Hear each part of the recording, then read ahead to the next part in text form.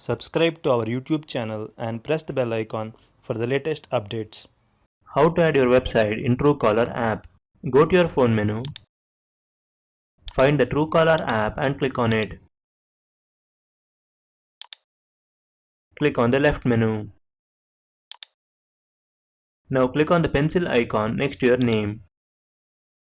Scroll down to About section.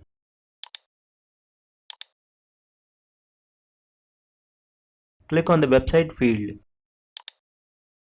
Enter your website URL.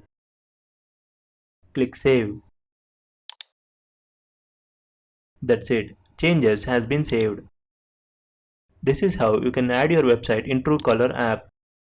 Thank you for watching.